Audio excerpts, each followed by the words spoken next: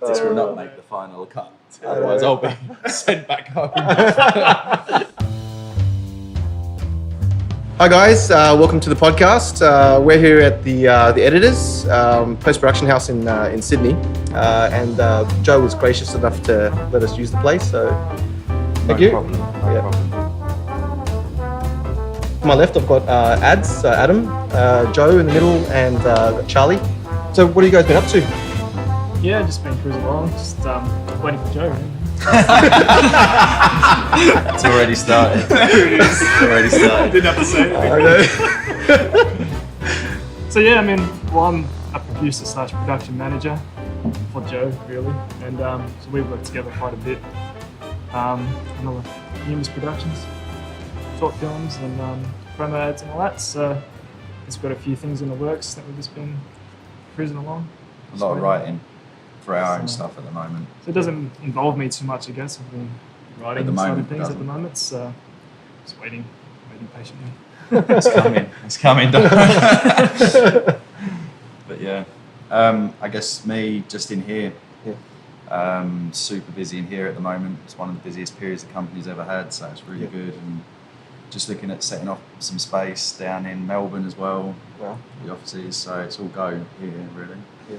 And then for my own stuff, it's with Adam. It's writing at the moment. We're working on a TV mini-series, which we have real high hopes for, which is based on one of the shorts that we did, Safala. So yeah, that's in the works. Hopefully, a couple of other little bits and pieces. So yeah, busy. All right. It's just being here, you're here for quite a few hours, and to get home and then be free enough to write and create is hard. So it's kind of a balancing act at the moment.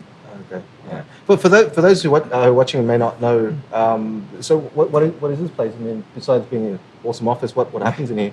The Editors is a boutique post-production facility, but its sole focus is editorial. So we have 6 full-time editors. We have a grading suite and an online suite, and we pretty much 90% of our work is advertising. And we do a lot of short films and music videos and things like that. But yeah, it's advertising is our bread and butter really, and it's quite high-end advertising, which is good. We work with some incredible production companies and people.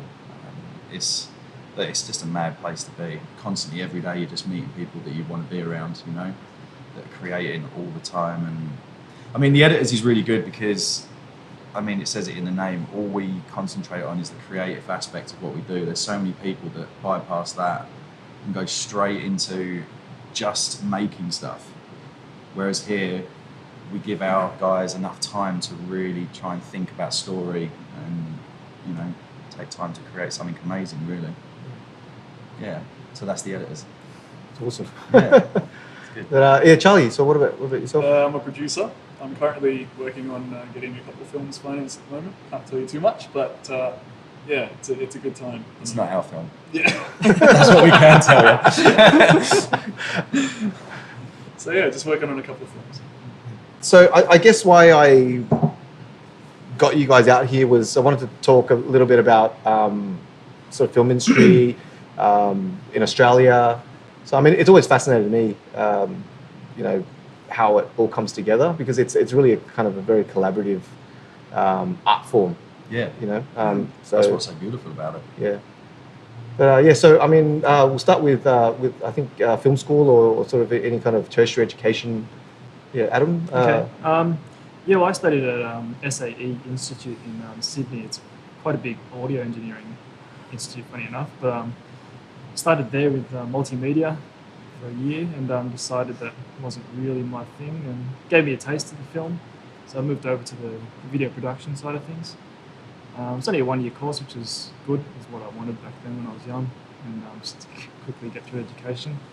But it's good because it gave me all the aspects of filmmaking, the whole process. So I got a bit of taste of editing, cinematography, directing, producing, the whole production process, which is sort of very important to know, I feel, when you're on a production, because it just gives you that insight, to face any challenges that may come up on production, So to me, the education look, it's important in a way. At the other time, it's a lot of learning's done on set. Yeah. In each production night, we learn something new every production that we work on.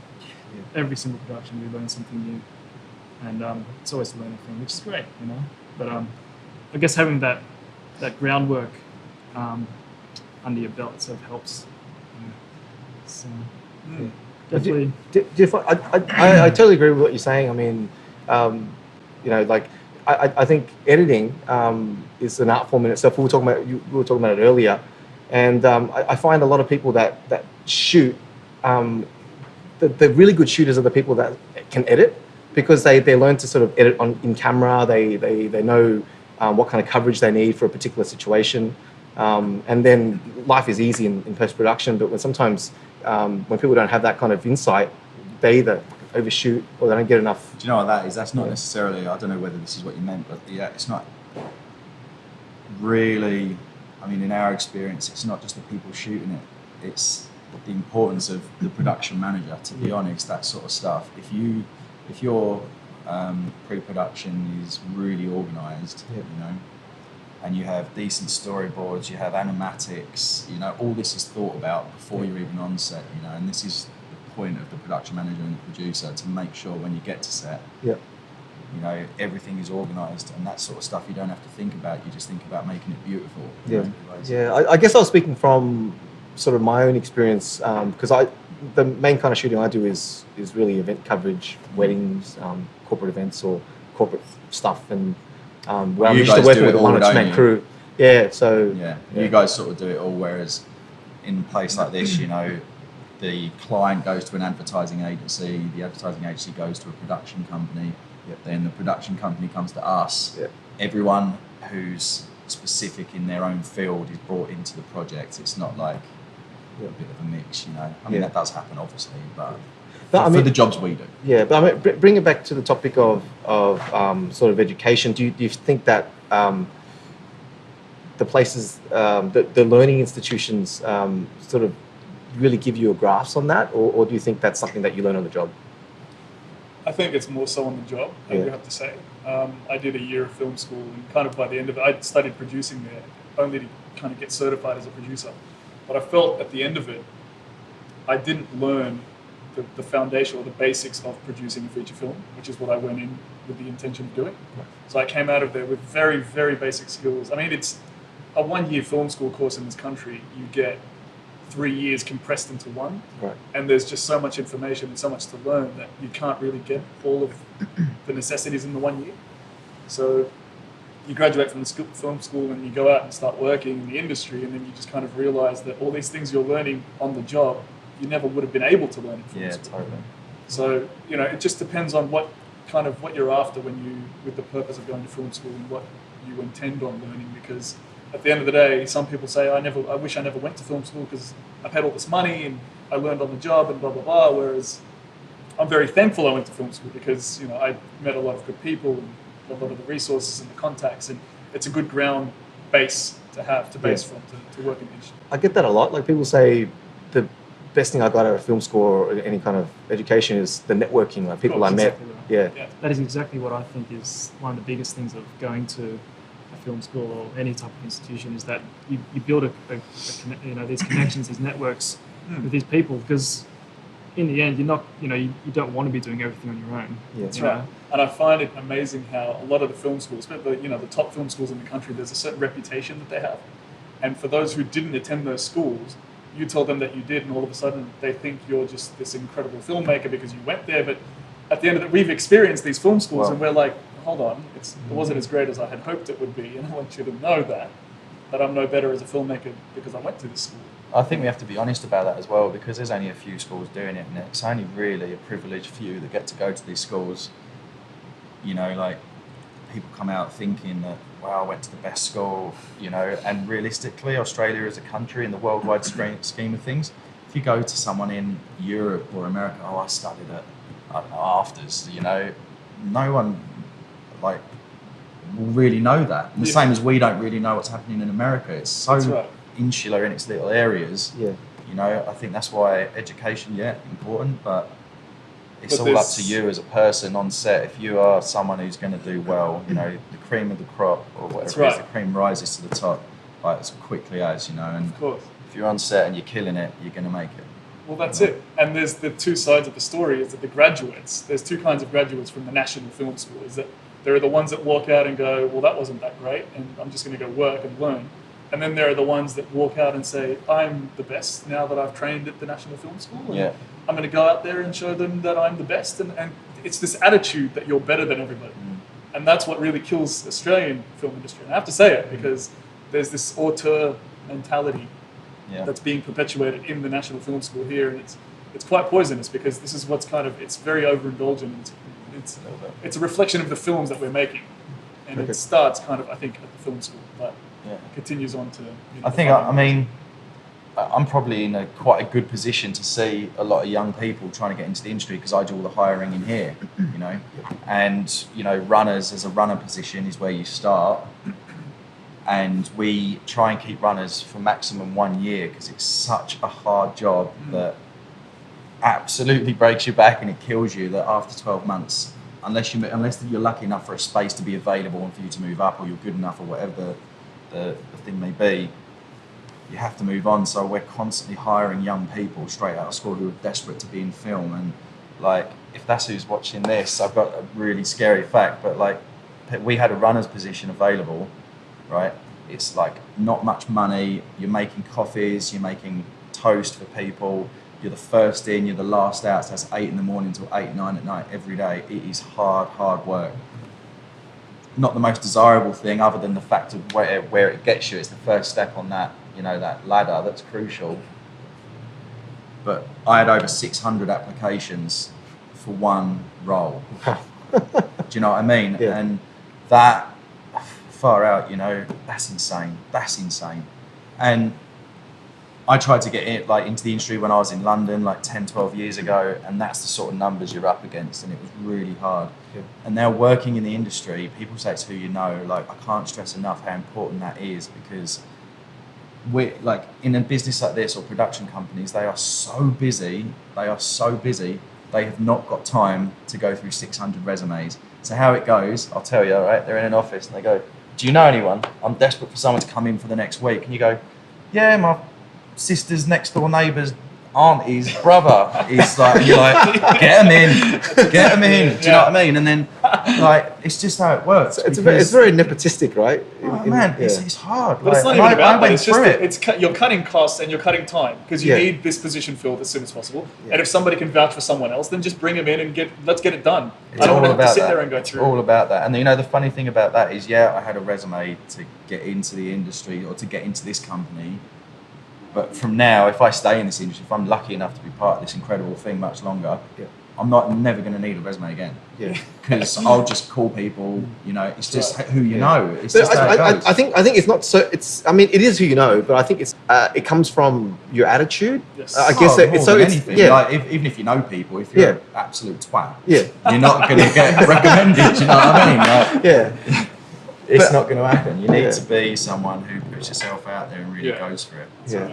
But, you know, look, I'll say the people who apply for these jobs, right, and the schools teach you, like speaking from an editorial point of view, all these schools teach these kids, you are an editor. You are an editor. Right. So they come out of school and they apply for editing roles here. They're like 18, Yeah. 19, 20, and they think they're an editor. And you go, okay, you get them in and you have a talk to them, and they think they're going to come in and cut the next Colton big ad, Yeah. you know? And and I just sit there and go, what are you doing? Because there's subtleties to the art form, right? There's Yeah. not just like it's not. Yeah, but people I'm- think it's just you slot No, stuff in a but I'm not timeline. even talking about that. I'm Yeah. talking about the fact that you come out of college, you are going to be sinking rushes for the next 8 years. Yes. Do you know what I mean? Like, You Like, pay come up dues. the ranks. pay Yeah. your dues, man. Yeah. You don't leave Yeah. school, and everyone pats you on the back. These schools don't teach kids how to be an assistant editor. And when they leave college, if they want to be an editor or they want to be a director, you go in as a director's assistant, full-time director's assistant in a production company, or you come in here as a junior edit assistant, then you go to edit assistant, then senior edit assistant, then junior editor. That takes, like, depending on the situation, of course, but that can take like 10 years Yeah. before you're even cutting anything. And what the hard thing is, these schools are kicking these kids out of school, saying you're now an editor. And, you know, I get resumes where people say cinematographer, director, writer, editor, producer. And I'm just like, look, if you think you're all that, you know, go out and make your own. Like, what are you coming here for? What are you coming here for? You know, if you're already an editor, why are you coming here for a runner's position for? Just be honest about where you're at in your life. Do you know what I mean? Just be honest and say, this is what I want to do. And then, you know, like I said, school is important, but if it's telling kids that they are who they want to be, but they're not there yet, there's a big section there where something's not happening. So, you know, like the last few people I've hired have never been to film school, you know, never done anything like this. They're just good people, and they love the art form, and they come in and they're brilliant. You know, and unfortunately, I've turned down virtually everyone from film school because they already think they should be running the company. You know, but where do you think that comes from? Well, it's a lot of different places. It's not just the film school; it's also the government funding bodies. And the things that they're financing and the things that they're kind of putting into the works, and just the people that they're choosing. I mean, every filmmaker in this country knows that there's a pool of money. And it feels like the same people are getting a piece of that pool, a piece of that pie.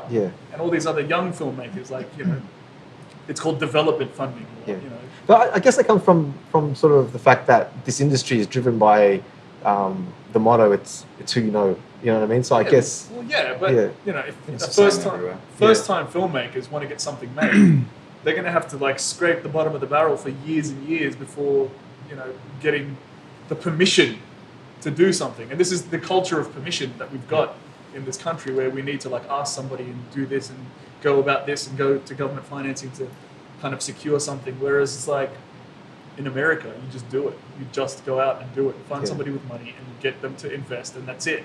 However you can do it, do it. But here there's 30 people who have a say in your film, and you can't really do it. But do you think that's a sales problem rather than sort of like, you know, a problem inherent in the industry? Because like you were talking about the States, they've got people actively finding people to fund their films, and they don't necessarily have to rely on the big studios. Whereas Australia, I think it's like everyone's just got their hand out to Screen Australia and going, please, you know, feed me. Well, that's it. Because everything is so heavily subsidised. Every film that gets made in this country is so subsidised that they need to go back to these funding bodies to ask for help.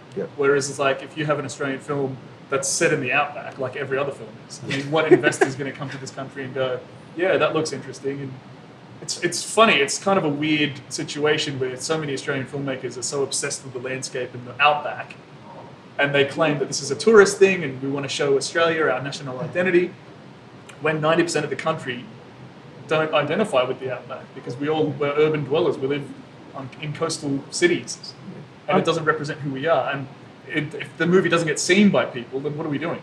What's the point? So I don't think it's that we want to write about the outback. Or, you know, I think it's because we have to include these features in of Australia, say. There's significant Australian content, and exactly, this is to back get to the funding. government. So it's a catch-22. But then the thing is, like, to make contemporary films in Australia, like, I'm speaking as someone who's come from Europe, you know, like Europe, London. Try and make it European, so it sounds nicer. It ain't. Yes, coming from England, you know, I find Australian contemporary films a little bit up their arse about how tough stuff is here. And like, I know tough things happen to people everywhere, and everywhere in Australia isn't all beaches and gorgeousness, you know.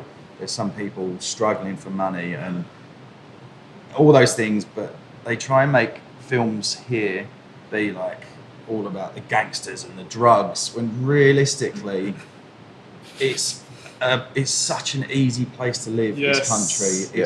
You guys are so blessed. I can't, it makes me like so happy for you guys, you know, and jealous at the same time. But to grow up in this country, you're so lucky. And Australian contemporary films are made about, oh, King's Cross is so dangerous. It's like, you think that's dangerous, mate? You know, do you know what I mean? Like, I know exactly. And if you're saying, which is an interesting point, you can't make films about the Australian outback, which is this country. We're making films about its people now living in these areas. Then I don't want to see another film about how some Westie kid wants to live in the eastern suburbs, and to do that has to sell drugs.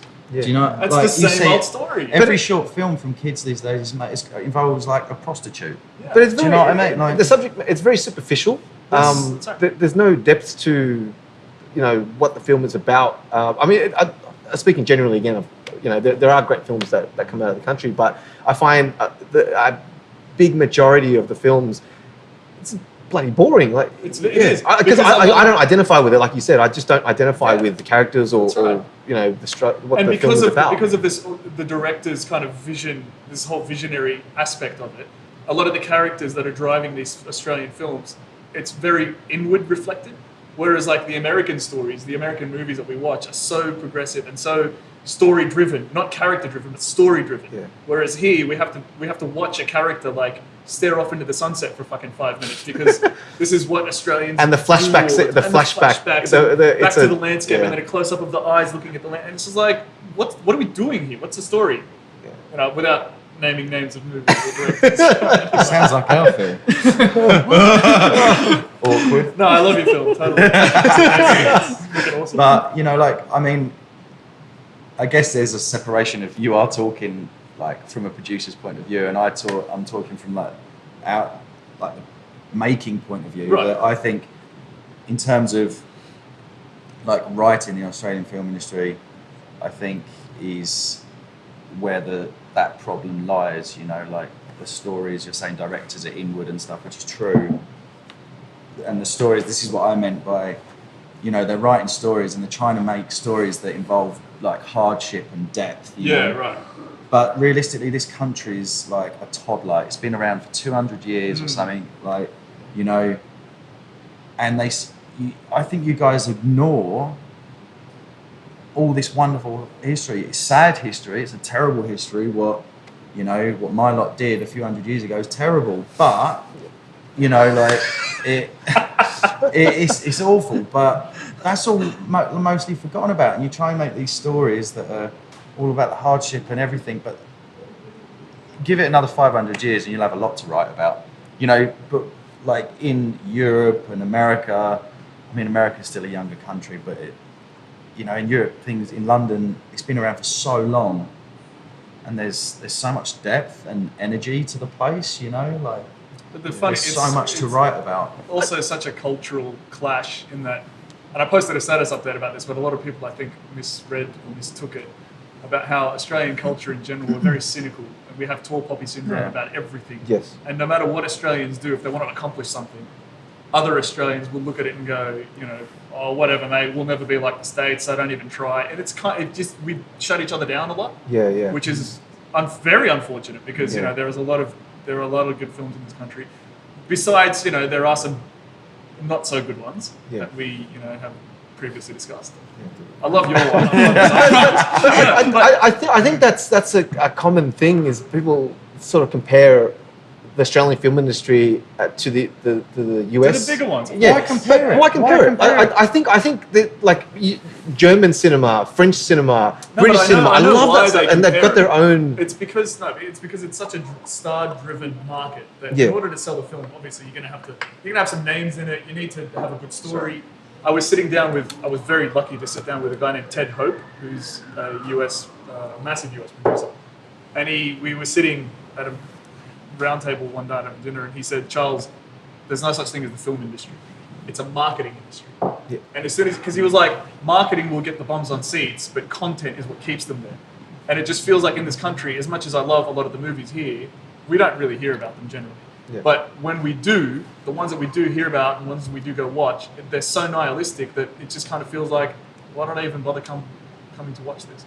Yeah. There are some great movies with some big names, American names, coming to shoot here, which is so good and so refreshing to see. But when we sit down and watch them, they're so kind of self-indulgent, that you just go, well, where's the story in all this? This is, just the director going, look how good I can direct. Yeah. Whereas it's like in America, they focus mostly on the story, the plot, the characters, the arc, the conflict, the resolution. Bang, you walk out of there like, that had nothing to do with my life. I as a form of escapism, I went to the cinema, I experienced something amazing, and I left. Whereas here, a lot of the movies we make, like I could go to the cinema and watch another Australian on screen do Australian stuff like Australian families do, and then go home. And I'm like, I didn't have to go to the cinema to see that. I could do that at my mate's house. I think it's. I've always said this, right? Like, if you're going to be self-indulgent as a filmmaker, then be stylistic. You can't, but you have to, right? Like Terrence Malick, he's the most self-indulgent filmmaker out there. But his stuff's great because the concepts, the cinematography, everything's like, it's beautiful. I sat through and the Tree of Life. premise is always clear. The premise is always clear in his movies. You know exactly what you're in for, and you know exactly like what you're going to visually see and be stunned with. It's just I don't feel like I get that here. I think for me, like my opinion on that is Australian. How do you say it? Australian crew is incredible. Yes. Like you looking at incredible directors of photography. We have some really, really great directors like Andrew Dominic and stuff doing some amazing stuff. Maybe Kiwi, I don't know, but coming from this part of the world. And there's Adam Arkapour who just shot True Detective, and did Top of the Lake. Like his work is unbelievable, and we have everything here. Amazing editors, who I'm lucky enough to work with.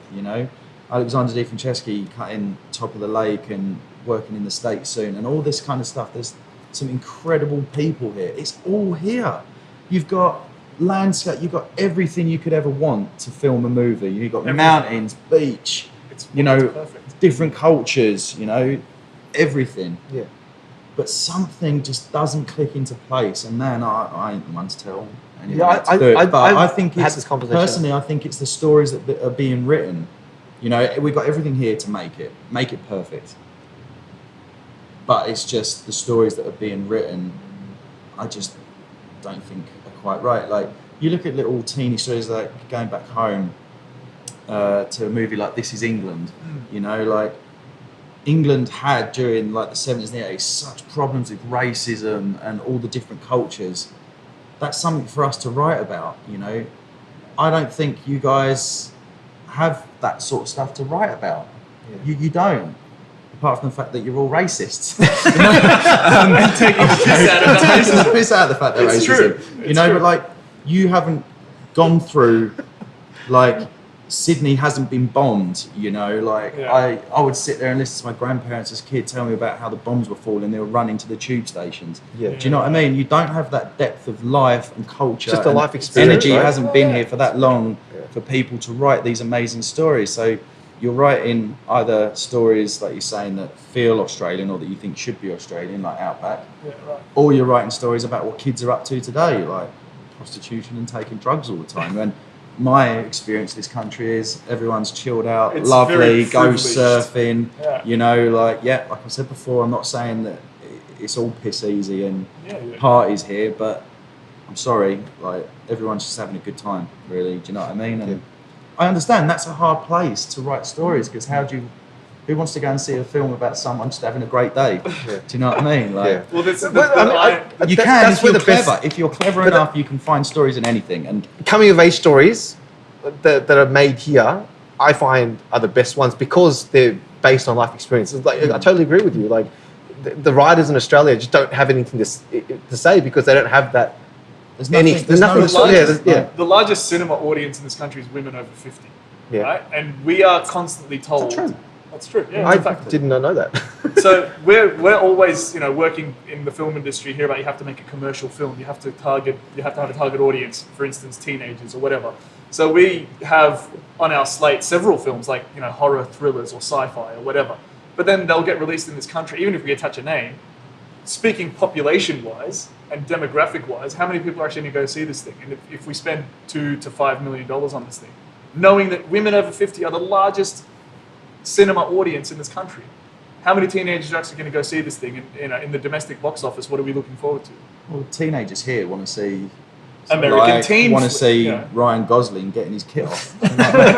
Exactly. Just don't worry, we all want to see that. but they're not going to want to see. Like, we can talk about budgets all day, but at the same time, there's a marketing strategy that Americans have down pat that we just have no idea.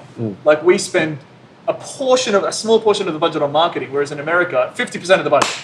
50% of your budget will go straight towards marketing. Yeah. There's a film recently that I watched called The Fault in Our Stars, and that film, it was like a $12 million film. Do you know how much it made at the box office? $125 million. Yeah. Everyone went to go see it. Every teenager in America went to go see this thing and cried their eyes out because everybody knew about the film a year in advance. And this is, Australians don't understand Twitter. Australians do not understand Twitter, and it makes me sad because I'm a fiend on Twitter. I'm not even on Twitter. See, this is why. Why? I am on Twitter, but I never use it. It's a whole new world over there, and if you want to promote your film, you're going to talk to people all over the world to try to make this thing happen. Yeah. And you can't do that without social media. This is 2014. Talking about marketing, they like The Dark Knight just did it so well. You know, they had a whole viral campaign like making people chasing shadows basically for years before it come out. You know, the whole online element of answering questions or being in the right place and getting a pixel code and going to a website and entering a pixel, and over a period of a few days or weeks, whatever it was, the first picture of the Joker come out, and then that gave you an address or a phone number to call. You called that number and it was like a bakery saying your cake's ready. So then people were flying to this bakery, and you get given it with a new telephone number on the cake, and then you'd phone that cake, and then the cake would ring, and then there was a phone inside the cake. You answer that, and it was like a message from like Heath Ledger playing the Joker saying, "Be at this bowling alley by this time." Unbelievable. Like all this shit going on. Like, okay. That's genius. Yeah. That is genius. Yeah. You tell that to an Australian filmmaker, they'll look at you and just be like, "Oh, come on, mate." Well, you know what? No, I'm not joking. We talked about this for the -61, the web TVC type thing we made for a bunch of artists and designers in London that you was in, briefly. Yeah. You know, and that had so many aspects. I mean, obviously we were on a real limited budget, so we couldn't do it, but I found myself talking for hours, like rambling on about the marketing campaign. Like, I know graffiti artists in Japan and Europe and America. We were going to start like getting the -61 logo sprayed places, and if you saw that, you took a picture, uploaded it to Facebook, and you got a free T-shirt. Just things like that. Like, there's so much room for all the other little bits that just add to something and give it more weight, you know. And that's what I guess you're saying about Twitter. Even though I haven't got a clue how to use Twitter or what it's for. But like, just engage the audience. It's like text messaging into the wind, essentially. And unfortunately, this with technology as it is and how things, a lot of the time, just watching a movie isn't enough. Because now, with the way it is, everything's so immersive these days. You know, everything's in your hand and you're part of everything, that you want to feel like you're part of it. And you know, if you're engaging people via Twitter or by some mad fucking marketing campaign, you know, like, you're just giving people more. Well, you that's know? it. And I personally see it from a filmmaking point of view, like me wanting to direct and make more stuff as much as possible. I love that idea, making people feel part of that world, not just going, right, here's the world. Here it is, watch it. Thanks for your money, now jog on. And it's not even like, here's the world. It's, here's my perception of the world. I'm giving to you, and you were forced to watch it and pay for it. Whereas, but if they're part of it, you know, even if you do want them to watch your vision of the world, if you offer up a few more like ways of getting into it and taking it in and enjoying it, that's why I love the marketing side of things, and that's why at the editors, you know, like, I want to be a filmmaker, and I kind of consider myself as like enjoying what I'm doing, but I also love this side of marketing this company because that's all part of it. You're building a brand and you're building an ethos, and getting other people to see that vision is, I find, so important and so incredible and so exciting that you can do that with film. You know, like, you can create this mad world for people to enjoy. That's and pretty cool. There's a new like sudden upsurge in the 4DX cinemas, I think they're called in the States, where they offer, it's like an 80-seat cinema basically, and they offer the kind of the feel and the sights and the smells live in the cinema. So like, you can smell what's going on the screen, and they'll just, if there's like bubbles, you can feel the bubbles on your face, and there's all kinds of, you know, different ways. Didn't they already try that once before, like smell-o-vision or something like that back in the day? Like chairs used to shake. So now they're doing things like that in the actual cinema, where you know, your seat rumbles, and you know, if you're in a car scene or whatever, just to feel what the characters are feeling. And if theaters have to kind of resort to that level just to get bums on seats, then that might feel like the wave of the future, but you don't know because theatrical versus VOD is always going to be the big issue. But that's also why video games now are surpassing movies in terms of money, because you spend like a shit ton of cash making a video game, but your market is massive. And how immersive are video games like PS4 these days? It's ridiculous. You feel like you're part of a film. Even like Killzone, you watch the cut sequences, they're done so well now. Gary Oldman was part of Call of Duty. One of my favourite actors did a few voices on Call of Duty. You're getting unbelievable talent, and incredible cut sequences that make you feel like you're watching a film. But then you're influencing the film, you're part of it. And not only that, insane. You're communicating while playing the game with people, complete strangers across the other side of the world who are also engaging in the same game you are. Yeah. And that you're immersed in it with them. Complete strangers. You don't even know what they look like, but you're fighting them in this game or whatever, you're playing against them in this competition, and it just immerses you wholly and entirely that a film, unfortunately, can't kind of give you at the moment. Yeah. Unless you're kind of, going in with the idea of escapism to work with the character and to be the character. I think it's just a funny progress. But do you think it's a good or bad thing? Sorry to interrupt, but cinema kind of was struggling for a bit, because all they do is big studios over in the States don't want to risk money at the moment with smaller little independent films. So what they do is they go, look, let's put all our eggs in one basket with one massive Transformer-style blockbuster, which is atrocious. It's an utter piece of shite, but people like him love it. It's true. It's true. Action flicks. But which is cool, which is utterly cool. I'm only messing, but they do that and they forget that there's so many other things to do, so it's really hard. But then at the same time, which I'm happy that that's gone that way, and cinema kind of went a little bit downhill because TV has got amazing, like True Detective and Breaking Bad, stuff like that has only happened really because the movies aren't really there, and I went to a talk with Vince Gilligan, and he was talking about that, that because they only want to put all their money and all their eggs in one basket in the States with movies, that there's so many actors wanting to do cool stuff, so that's why you're getting Bryan Cranston and Kevin Spacey doing stuff. You're getting all these mad actors in these TV shows, and all of a sudden, TV shows just get really good, and they're getting better and better and bigger, and that is probably more immersive than a film, really. I think, coming back once a week, every week, and feeling it and saying that moment of God, I can't wait for next week. With Breaking Bad, I don't think I could breathe between episodes. My whole week was based on getting to the next episode. I guess they have an advantage though, because they've got a longer amount of time to sort of go through a narrative, whereas your traditional 3-act structure in your films, it's a little bit boring. Well, you can tell. You can tell. We work in commercials, and we were saying this earlier. Good filmmakers can tell a story in 30 seconds. Yeah. Do you know what I mean? 30 seconds, 1 hour, 2 hours, or an 8-episode mini-series or whatever. I think you should, if you're good at what you do, you should be able to tell a good story in whatever time you're given. Yeah. Really. Speaking of films, TV, marketing, I wanted to talk about how to get your work seen in Australia. Obviously there's the film festival circuit. Now I mean with online YouTube and all that kind of stuff. It's easier than ever to get your stuff sort of seen. As far as the film festival circuit is concerned in this country, films generally do well internationally. I just came back from the Cannes Film Festival. There were 2 Australian films screened there, and they got rave reviews over there.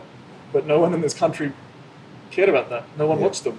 And it just kind of makes me wonder, even if a film does well internationally, or on a film circuit they won an award, what will it take for Australians to go, well, this deserves a viewing? Well, I think I've told you before, but was you there? Did I go with you? Or did I go with, I can't remember, but a few years back, there was a talk put on by the Cheval Cinema and Metro Screen, and it was chaired by, what's his name? Jimmy something or other, who used to run a big production company here. What's it called? I can't remember. Anyway, and Margaret Pomeranz was there. And there was a board of some really important people. I was only in the country for not very long at that point, so I didn't really know. But the whole thing was, why don't Australian audiences support Australian films, you know.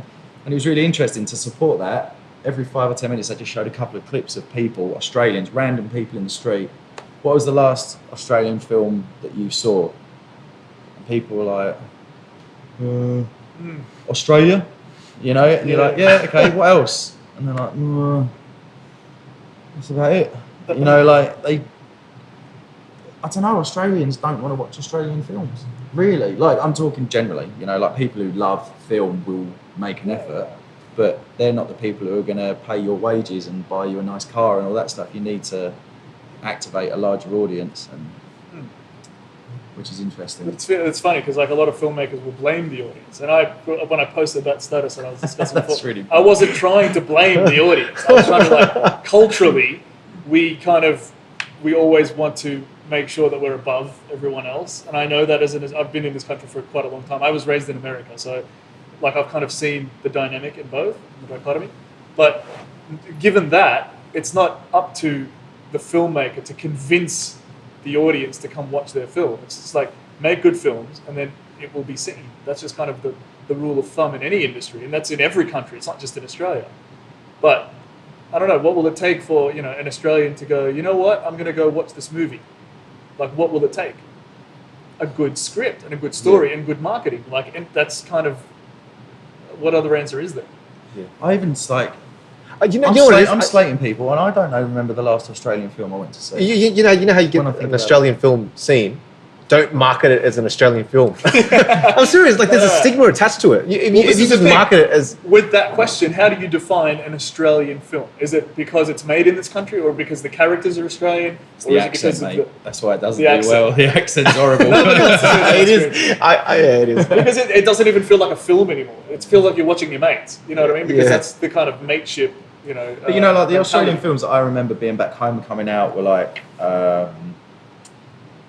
Jindabyne, I can remember watching, and the first time I thought, wow, Australia's made an incredible film was The Proposition. Yeah, right. You know, like, and that film was the first film that I'd seen that really tackled, you know, the time back then, you know, like the colonisation of a country, and that's such a big thing for you guys, and it's not written about enough, but anyway, like, that was an incredible film.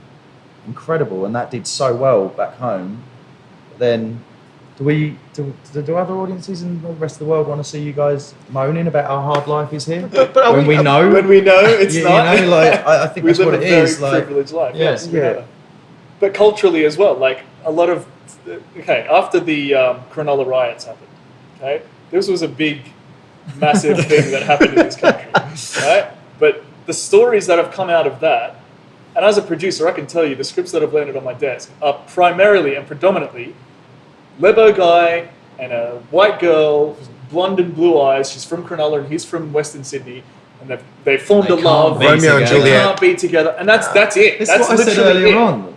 That's it. That's all that comes out of these incredible, massive, you know, things that have happened in this country. Do you know what? Events.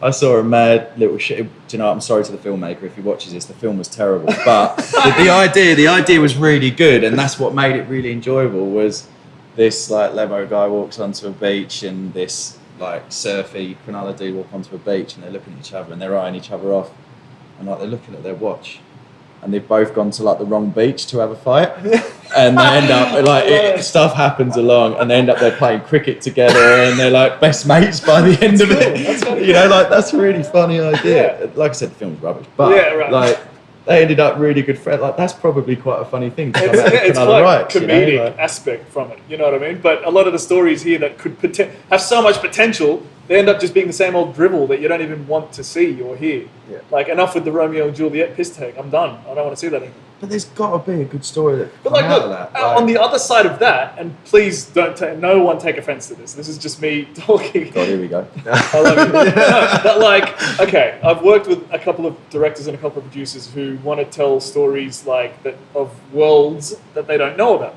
I'm Middle Eastern, right? I know a lot that goes on in Middle Eastern politics because I grew up with it. When I see an Aussie Anglo director or writer or producer who wants to tell a story out of the Middle East, I get really happy because I'm like, okay, let's see the script, let's see what you want to create, let's see what you want to cast, let's talk about the film. And it's just so narrow-minded 90% of the time. I can't speak for everyone, 90% of the time, it's just so narrow-minded and so kind of non-insightful and not researched well enough. Yeah. Because as a Middle Eastern person who knows about everything that's going on over there and has researched it myself and grown up with it, to see an Aussie Anglo filmmaker who wants to tell a story is beautiful to me. But then I kind of get a little bit offended when they tell such kind of boring, mundane, anglicized versions of the Middle Eastern stories. Yeah. And I think, okay, why don't we go to the Middle East? Like, why don't I take you over there so you can see what's actually happening instead of giving me something from your own perception? Yeah. And again, it's not something to take offense from. It's just something where if you're going to write a story based on a Middle Eastern subject, then please do your due diligence, get some research done, and tell me your real story, because I know, I've been there, I've seen it. Yeah. You know? Yeah. Well, we experienced something like that, didn't we, with that Untitled film. We were working with our good actor friend of ours, Paul Hooper. You know, we wrote a story that had an Aboriginal character in it. You know, That's right. and it was an Irish guy, set colonial Australia once again, but it was the idea of two people being put into a prison cell who were completely different cultures, were both lost in this world. So there's an Irish guy and an Aboriginal put in a jail cell, and it was about just their conversation over one night. You know, simple, easy to make, cheap. We got through to Screen Australia, Screen New South Wales, or whatever it was, and we were chatting. They flat out refused to do it because I was Anglo. They said, if you get an Aboriginal director, we'll look at it. And I said, but it's my story, you know. And they said, but you can't talk for Aboriginals. And I get that, but how come an Aboriginal can talk for an Irish guy? Yeah, right. Do you know what I mean? And I said, put me in touch with. I wanted to talk and fully respect everything, get the culture right, because I don't understand that, and I knew that. And I said to them, I want to understand. Put me in touch with the right people, and they just said, no, not doing it. You unless you come back to us with an Aboriginal director to make the whole thing.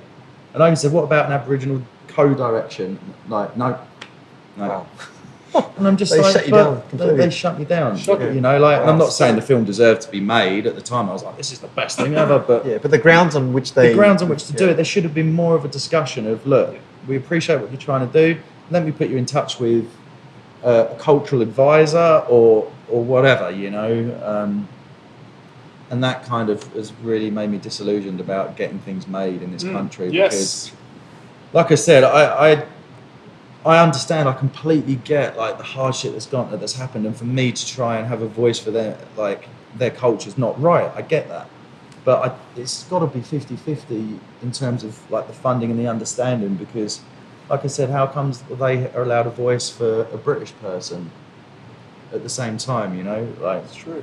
and that's the thing, you know, if you know, we're all from another country here, do you know what I mean? Like, I'm not.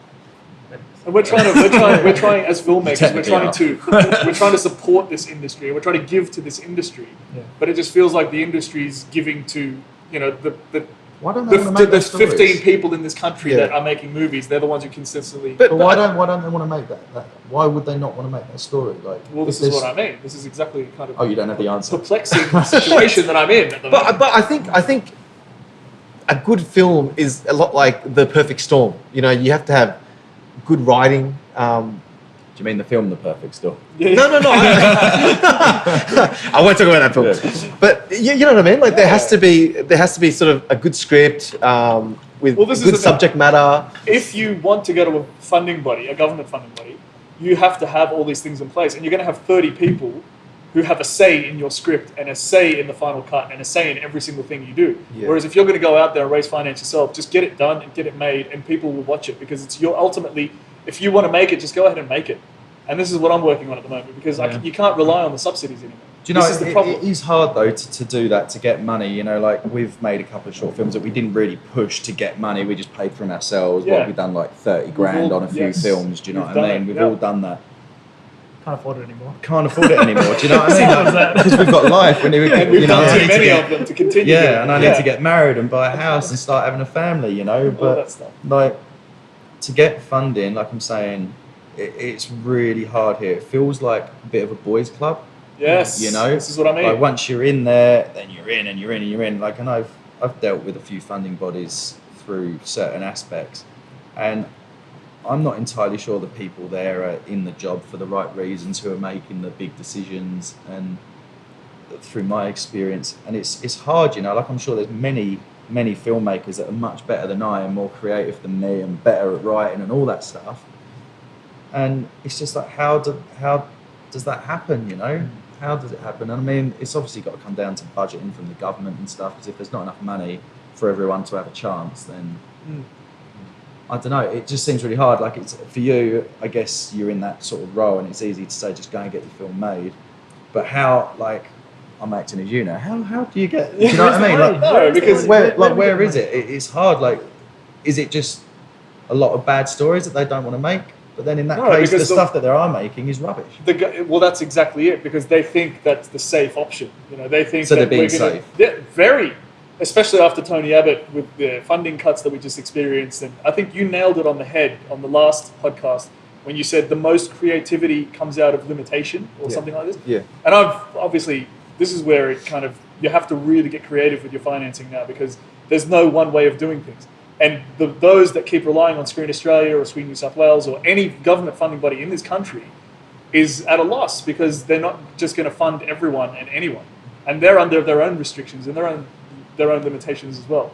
So it has to be a kind of way of thinking now where you can attach a certain star, or you can attach a certain name, or get a director or a writer or whatever on board, and just go to a market. And now there's other ways of doing it. You don't have to go to Cannes, you don't have to go to AFM, you don't have to go to Toronto. You can go online and find distribution agents online. And there's so many platforms now. Like, there's a company called Indio. I met with the founder of Indio the other day. And he's got a whole client base of distributors. And as a producer, I can log on to his site and get to know all these distributors and pitch my film online. I don't have to go anywhere. And they will distribute VOD for me. They will go on and go to all the websites and do all the markets and do all that stuff for me at a fee, at a rate, whatever. And it all just depends on the analytics. So I'll post my film online, it'll get watched on the website, and then it'll go out based on how many clicks is how much money you're going to be making at the end of the day. And it's all commercial advertising now, because what's the way of the future? You can go theatrical, and you can take the risk and open at 300 screens in this country and make a screen average of $50, which will get you nowhere. You go to America, release on 3,000 screens, and still make $50 per screen average, and make nothing at the end of the day. But if you go on VOD, it's kind of like, you know, this kind of new wave that everybody's working on. It's just, there's no right or wrong answer. It's, you can say Australian audiences are watching Australian films, but at the end of the day, let's just keep making the movies and telling the stories that we want to tell without having to rely on the government funding bodies. Yeah, I wanted to talk a bit more about, like, for maybe aspiring filmmakers or you know, people that don't really necessarily know. How would they sort of go about getting their work seen? Like, you know, or you know about that because of, although you didn't even come to the artist when that got into the Sydney Underground Fair. He was on holiday. He was living it up while I was trying to get more people to see our film. No, I mean, it's easier. It's easier than any like anything anymore. I think, to get your stuff seen. You know, with YouTube, all this online stuff, you can just throw it out there, really. But it's about getting people to watch it. Though. It's about getting people to watch it. That's right. So, I guess from the start, you need that clear plan. Like Charles was saying, marketing is very important. You know, it's how you're going to market your film, and we're even thinking like what we're writing our films for. You know, totally. We're writing our films to go to festivals, not.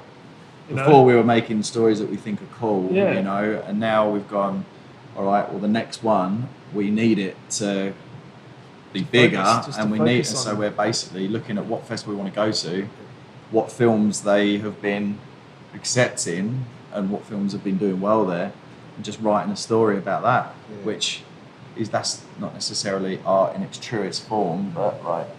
But that gets you to that section. I can't remember who told me. I think it was one of you guys who said that if you're going to do, like, create a short film, and you're going to, go into the the film festival circuit with it, that you really should have your next project sort of prepared, an idea or something written. I think that's probably more prevalent at international festivals so much. Like that was, if you go and show a film and you've got something you're really proud of, they're going to want to invest in you. They need to go. They will be saying, and this is not my personal experience because I haven't been lucky enough to do it yet, but people have told me you need to have, these are my 3 other ideas. So after I've done this, this is what I'm going to do.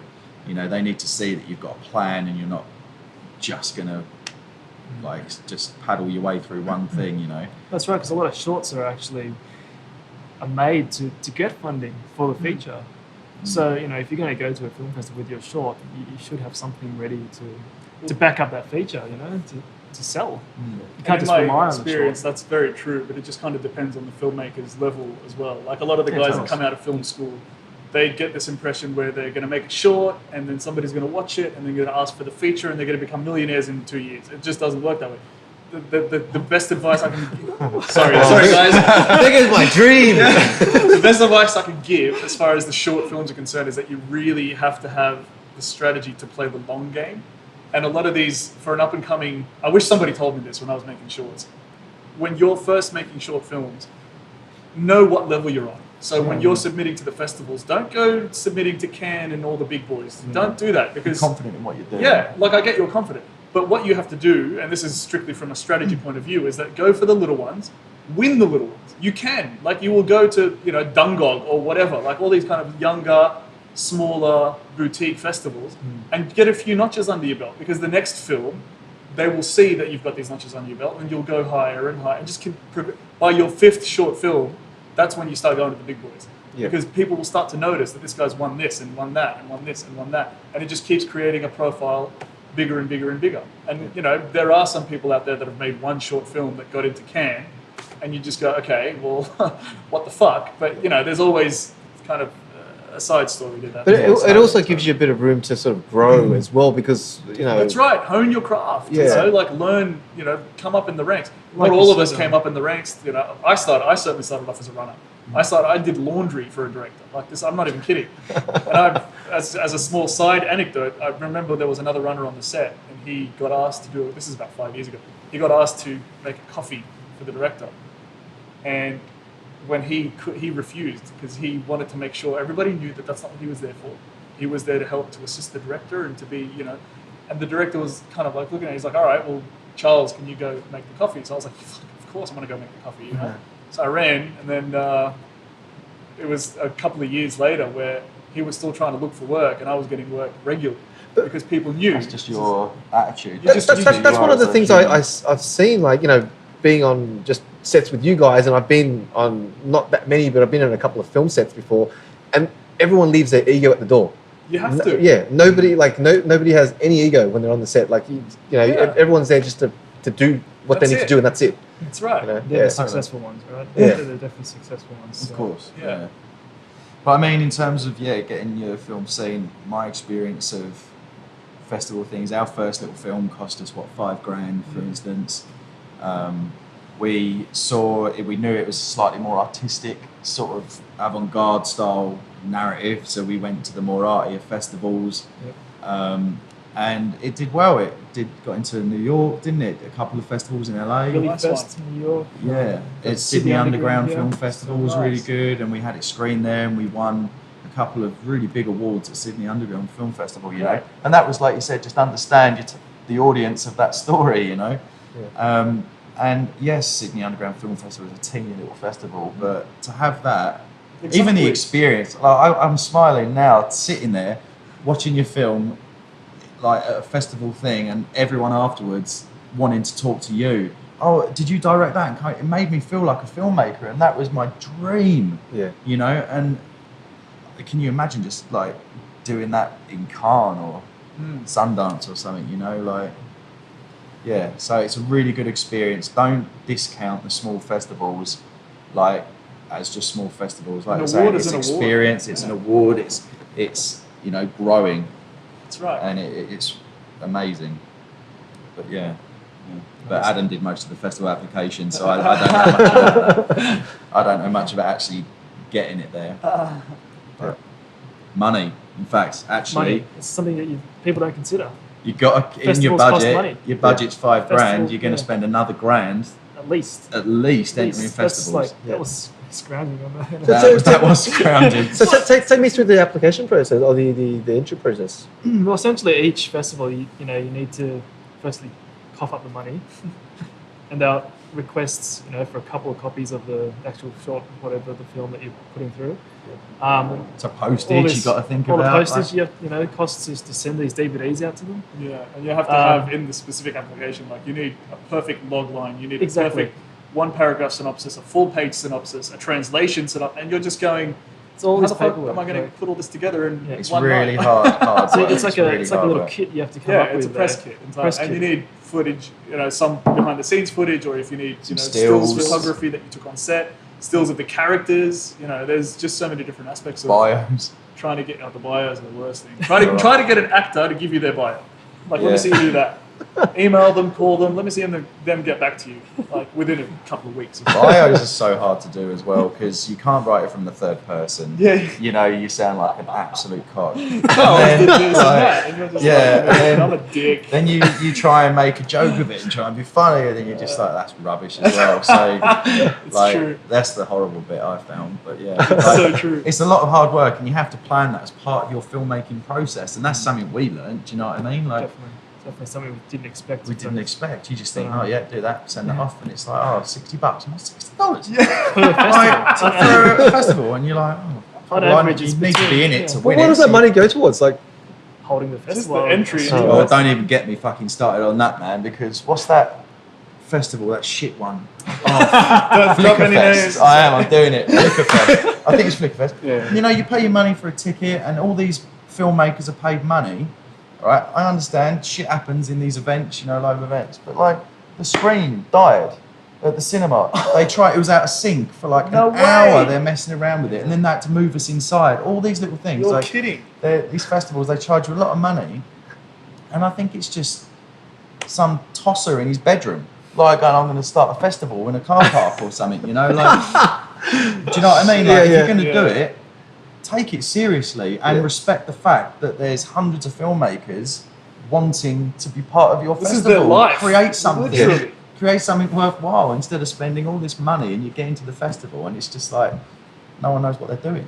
One real good website that I did find was what we've used is withoutabox.com, yeah. and essentially it's like a database of just any festival in the world.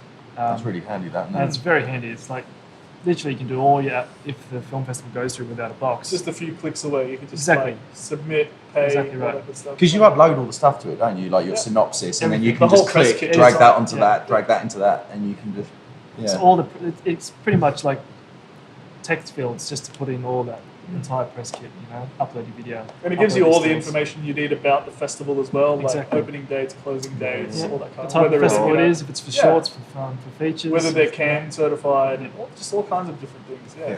And the best website. I mean, without that, I would have been screwed. you wouldn't have done it.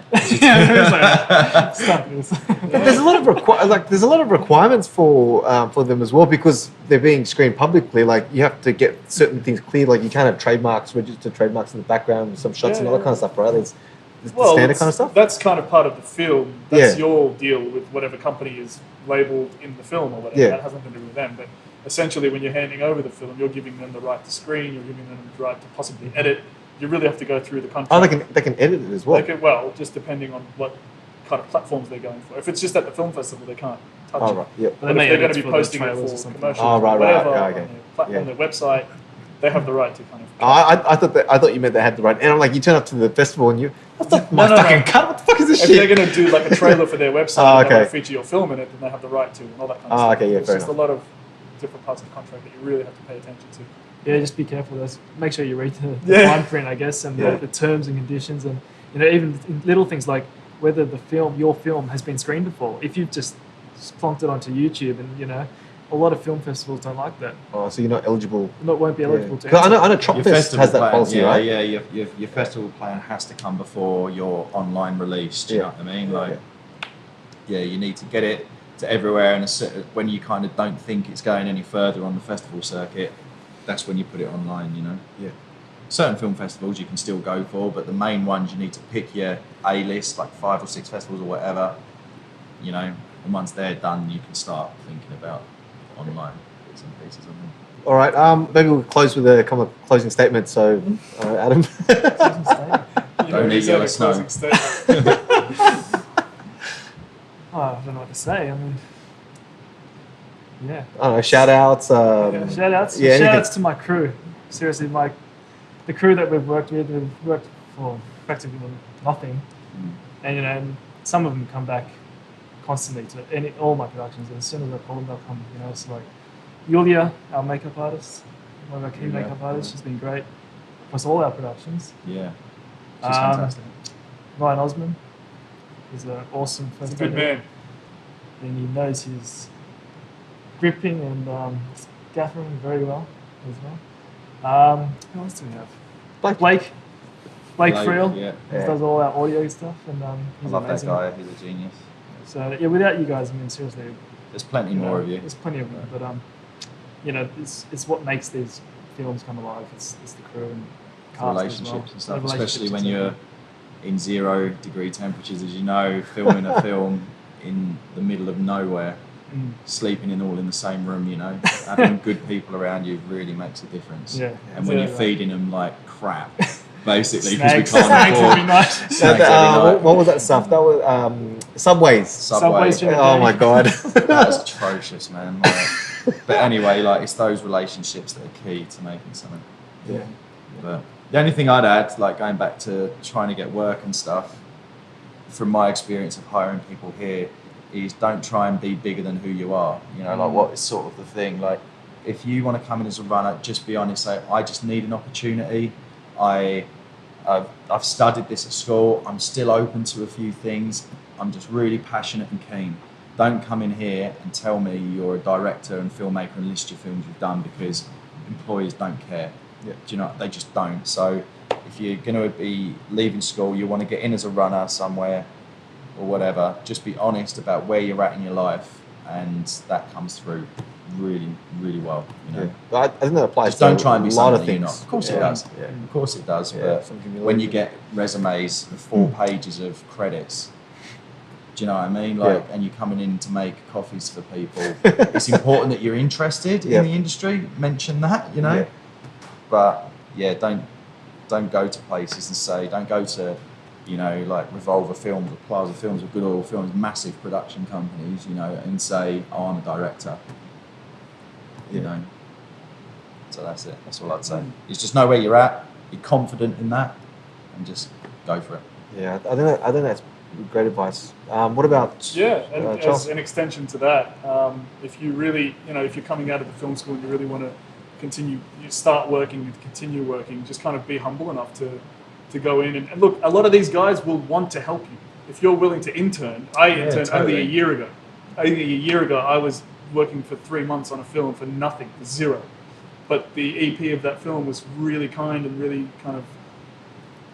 He gave me a lot and really generous on that film to me, because he was willing to help me, and a lot of these guys are. So go in and just offer your help. Offer to say, look, I want to work and I want to be a part of this production, and I will help you and I will do this, because if at the end of the day, if you're humble enough and they see that you're passionate and you're hardworking, then they will take you on board and help you and raise you and lift you. And this is exactly what happened to me since a year ago, and I'm very thankful for that. To have someone like Jamie who really took care of me. So yeah, get out there and just do it. Just don't make any Outback movies until. Love you guys. So I think that's good. It's good place to wrap it up. But yeah, thank you guys for being part of this this project. Cheers, So guys. yeah, appreciate you giving up your Saturdays to do this for me. So yeah, appreciate it. All good, man. Cool. Thank you. Thank you. Right. Cheers. Bye, everyone. guys.